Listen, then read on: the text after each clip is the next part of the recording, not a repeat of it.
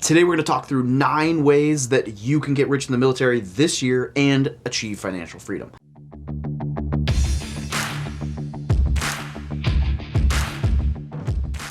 Now, here is the financial freedom plan that I put at the back end of a PowerPoint that I did the other day, right? And so this is actually a free personal finance course that I created to let other service members go through it for free finance stuff. Also created so that people can give it to their unit, stuff like that, right? So this is the financial freedom plan that I built and I'm giving away for free on my Teachable account. And it's there just so that other people can really benefit from the information, because this shouldn't be secretive, right? We should all know how to build wealth. So this is how you can get rich in 2022 or whatever year this is, because this is the same steps that will work in the military, out of the military, whatever. These are the basics. If I was a young service member, this is what I would do right now to start building wealth. So it's 9 steps. Let's go. The first thing you're going to want to do is earn the matching contribution with your thrift savings plan.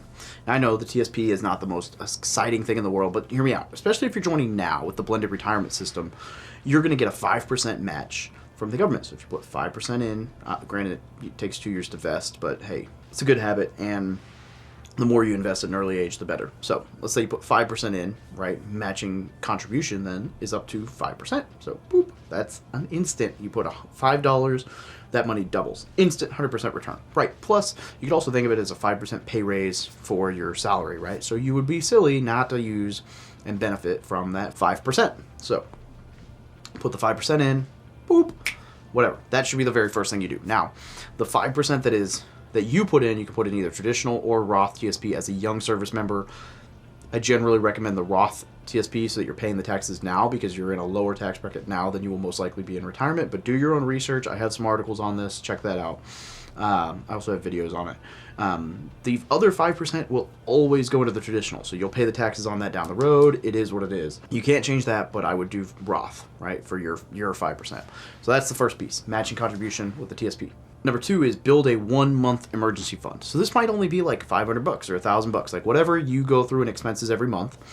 Build 1 month emergency so that if something big comes up, you can afford to pay for that 1 month emergency without having to swipe out your credit card, right? So if it's $1,000, save $1,000 before you start investing, just so that if there's a bump in the road, you can pull the cash from that and you're all good. Number 3 is to pay off any bad debt and then keep it off. So bad debt is basically debt that you think you could you wouldn't be able to out earn with investing. So like, for example, a primary residence, your interest rate is like 2 or 3%, maybe 4% on that mortgage.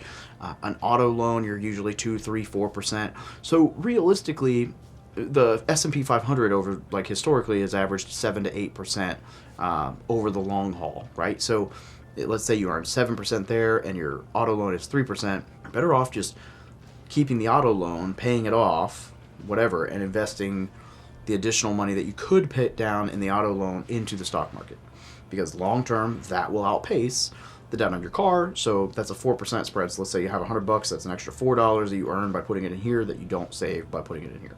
So now with like credit cards, those are what we call bad debt. So that's like 12, 13, 14, 15%. Sure, you could outpace that investing. It's a lot harder. And so for me, if I have like a 15% interest rate on a credit card, I would probably pay that off rather than, this additional stuff. There's a lot of reasons for that, but one of which is just that by putting that $15 that money straight into the credit card, it's an instant and guaranteed 15.37% interest, or whatever your card's interest rate is, because by putting that money in, that's money you're not paying on the debt. So it's an instant and guaranteed return, which you can't say for these other investments, which might outpace, but 15% is pretty good return. So I don't know that you're going to outpace it, and you probably won't find anything. In fact, I know you won't find anything that you're going to guarantee a better return on by investing other than just paying off bad debt. So the interest rate for me generally is above 7%. I'll try to pay off that debt. And then if the interest rate's below that, maybe whatever. And then if it gets below 4%, I wouldn't really worry about it. Number 4 is house hacking, which is my favorite way to get started with real estate investing and really starting to try to build wealth. Now, house hacking is where you buy a 2, 3, or 4 unit a duplex, triplex, fourplex house, or like a big house with with a lot of bedrooms, and then you live in it, right? You have to, if you're going to use like the VA loan especially, you have to live in it as your primary residence. So you live in the fourplex in one unit and you rent the other three out. Well, let's say they're all paying $1,000 a month, so that's $3,000 in rental income, and your monthly payment is $3,000. Now you're living for free, right? That's your mortgage payment was $3,000. They all pay $1,000. Now I know people are going to hear this. It doesn't work in my expensive market. I can't find fourplexes. Oh my God. I've heard all the excuses before. I've rebutted them a million times. I've seen someone do this with only almost a $2 million duplex. I've seen it done a couple times over $1 million for triplex and fourplexes. I've done it with an $80,000 duplex. It works in every range. The strategy just changes a little bit, and the returns, the way you analyze it or deal with it changes a little bit. But if you want to make this happen, there are ways to make it happen. House hacking is phenomenal because you're getting to learn how to be a landlord. You're getting that experience. You're getting your feet wet in real estate, but it's not as scary because you're buying a primary residence instead of an investment. You're getting to start building that wealth, and you're getting to save what you would have been putting into your mortgage payment in your pocket so that you can then turn around and reinvest that money or pay off debt or whatever. So you're getting to save more money than you would have. You slashed your living expenses, and then you can either reinvest that or whatever while you're learning about real estate. It's a great strategy. I've got so much content on house hacking. I'm not going to do a deep dive right here, but house hacking is an amazing strategy, and you owe it to yourself to check it out. All right, number 5, if you did house hack, you are now going to save $10,000 in cash reserves. Now, I know that might be a lot of money. In fact, it is a lot of money, especially for like a young service member. The reason you want to do this is because you never know when a roof might need to be replaced, or when a hot water heater might blow up, or a furnace, or all of the above at the same time. And so it's better to just have $10,000 sitting there waiting, so if something comes up you can do your thing, than it is to not have the money and then have to like use a credit card. So you just want to be prepared there. And the best thing about this is, like, let's say you house hacked, you can just save what you would have been putting into mortgage into that cash reserves fund until it's built out, and then set it aside, and then you can use it as like investing capital. Number 6, after you have that cash reserves, or if you didn't house hack, right after you do the payoff debt, you're going to build a 3 to 6 month emergency fund. Now it's going to be a little bit more tedious and it's not exciting yet, but you want to have that emergency fund so that if shit really hits the fan, you can pull from it to make sure your finances are taken care of, right? So 3 to 6 months of your expenses, just to give you some security to take a little bit more risk, or maybe, when you get out of the military, there'll be some additional expenses, whatever that looks like, so that you can be taken care of and you're going to be okay. Number 7 is you're going to max out your thrift savings plan and or like Roth IRA contributions. I'm a big thrift savings plan person. I wish that I had maxed this out sooner in life. I wish I'd had it in the right funds sooner in life. I've got a lot of videos on that, but if you don't understand it, just put it in the life cycle that correlates with the year you're going to retire. If you want to learn about it, read Simple Path to Wealth. But I wish I'd maxed out my thrift savings plan at an earlier age. This year was the first year I've ever done it, and with the match I actually went over, so I put in like just shy of $22,000 into my thrift savings plan this year, which is awesome. And so I wish that I'd done more of that when I was younger. The thrift savings plan is phenomenal. So the more money you can put in there at a young age, the better. In fact, if you could max it out, like the full $19,000, $20,000 for 4 or 5 years, or even 3 years, even 1 year, it's great. But if you could do it for like your entire first enlistment, or like 4 or 5 years up front at an early age, that money is going to keep growing, and your retirement is essentially secure.